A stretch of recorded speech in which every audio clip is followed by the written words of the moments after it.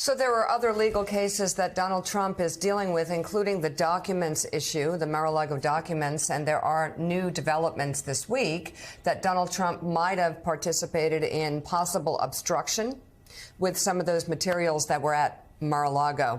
During an interview with Fox News last week, Donald Trump was asked whether he would personally look through boxes of documents from his presidency while they were stored at Mar-a-Lago. Here's his response last week. I can't imagine you ever saying, bring me some of the boxes that we brought back from the White House. I'd like to look at them. Did you ever do that? I would have the right to do that. There's nothing wrong with it. But I know you. I don't think you would do it. Well, I don't have a lot of time, but I would have the right to do that. Right. I would do that. There'd be nothing wrong. Let me move on. Remember this. Yeah. This is the Presidential Records Act. I have the right to take stuff. Do you know that they ended up paying Richard Nixon, I think, $18 million for what he had? They did the Presidential Records Act. I have the right to take stuff. I have the right to look at stuff. Willie. You do? Willie. Sean was tried to help. You're allowed to take stuff? Meatball Don. He was trying. Oh, wait, that's Meatball Ron. Sean was trying to help Trump time and again. Okay, but I know you wouldn't do that. Sure, I would. Okay, let's move. And then he goes, let's move on. Yeah. And he's like, no, I want to completely prove the federal government's case. And then he goes on and proves the federal government's case, which, of course, You're not allowed to take stuff. More relevant now, Willie, after the Washington Post story that broke this weekend.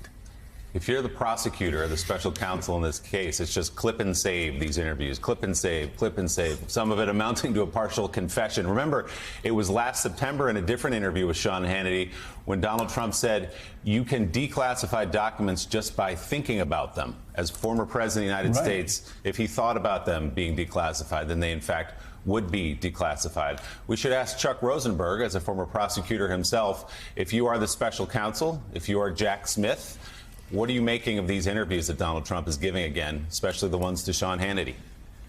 You know, I was thinking, Willie, about when I was a federal prosecutor preparing for trial, I would literally have a manila folder, which I would label my cross-examination file. And every time I found a document or someone said something or something that I thought could be useful, I'd put it in that file. The file here would be enormous. I mean, as prosecutors, we collect stuff, we hold on to stuff, we never know exactly when we're going to need stuff. But Mr. Trump, from a prosecutor's perspective, if you're preparing for cross-examination, is a gift that keeps on giving. And so they're going to have a lot of information, a lot of clips, a lot of the things he's said to choose from. Whether or not he gets on the stand, whether or not they ever get to use it, we'll save that question for another day. But prosecutors are always collecting a cross-examination file, and Mr. Trump can't help himself. He always talks about Mr. Trump, and that just makes the file bigger and bigger and bigger. He just can't help himself. And I want us to play this clip again because, again, in light of the Washington Post reporting this weekend, it becomes even more relevant. Let's play this clip again in case you all, well, first of all, missed Donald Trump's confession, and two, missed Sean Hannity trying to move him along, and he just wouldn't do it because he was like going, no, I like my hand on the hot stove so much, I'm going to put the other hand on the hot stove. Run it, TJ. I can't imagine you ever saying, bring me some of the boxes that we brought back from the White House. I'd like to look at them. Did you ever do that? I would have the right to do that. There's nothing wrong with it. But I know you. I don't think you would do it. Well, I don't have a lot of time, but I would have the right to do that. I would do that. There'd be nothing wrong. Let me move on. Remember this. Yeah. This is the Presidential Records Act. I have the right to take stuff. Do you know that they ended up paying Richard Nixon, I think, $18 million for what he had? They did the Presidential Records Act. I have the right to take stuff. I have the right to look at stuff. I have the right to take stuff and look at stuff even after, as the Washington Post suggests, federal investigators and the feds try to get him back. And federal investigators, the Post reports, have new and significant evidence which shows that after the subpoena was delivered, Trump was rummaging through boxes of the documents in his home because, Elise, he wanted to keep certain things in his possession that the federal government said he had to return to them. And Joe, this is where Donald Trump could really get in trouble, because that's obstruction. Right.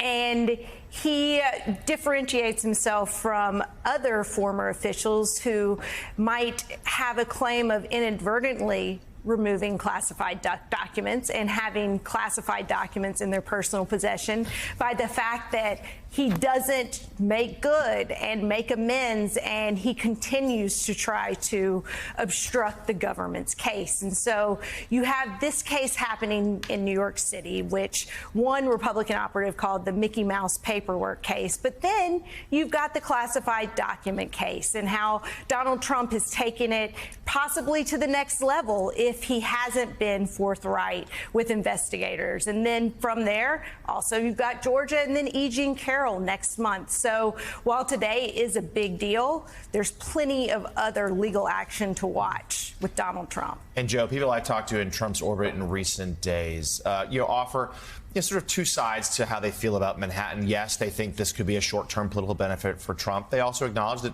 of course, Trump doesn't really want to be indicted. No one does. He's concerned. He spent his whole life trying to avoid criminal prosecution. Here it is. But they also acknowledge they feel like this is a matter that can be dealt with. They think more legal peril lies elsewhere. And certainly the two that they say to me they're most worried about, Georgia, which we expect we'll hear about in about a month's time, and then this one here, because, yes, it's about the differences between how Joe Biden and Mike Pence handled their classified document matters and this one. They cooperated. They returned the documents.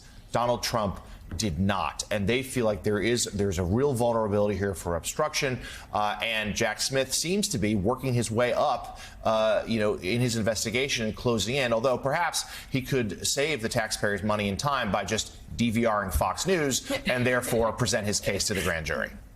Right. You've got your confession. You don't need depositions. You don't need interrogatories. Just DVR Fox News at night whenever Trump talks, and you're in good shape. Chuck, I'm curious if you agree with those on the inside that Jonathan Lemire has talked to. Of course, understanding that we still don't know what D.A. Bragg has. Everybody's been talking about this indictment being strong or weak, being an embarrassment or being a final call to judge. We have no idea what this is going to be. So we lay that on the table right now, just like we don't know exactly what George is going to be, but we have an idea. Same thing with the documents case.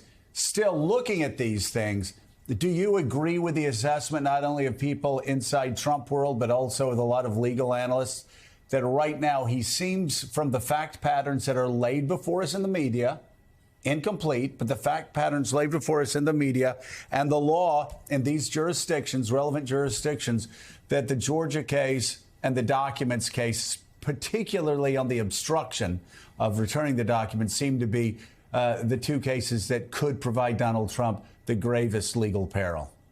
Yeah, I think that's right, Joe. And remember, with respect to the documents case, when the FBI executed the search warrant at Mar-a-Lago, they went forward on 3 predicate offenses. One of them at the time was obstruction, right? So the FBI had enough information at the time to include in the affidavit their concerns about obstruction.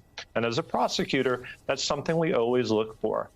First, because it's illegal, but second, because it also evinces a consciousness of guilt. There's no reason to move stuff or destroy stuff or hide stuff or counsel people not to tell the truth if you haven't done anything wrong.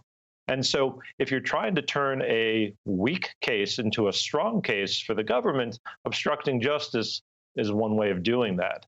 So I agree generally that the case in New York seems less important. That doesn't make it weak. And I know that's something that Mika and I talked about a couple of days ago. It's not necessarily a weak case. The evidence could be compelling. It could be corroborated. There could be a lot of it.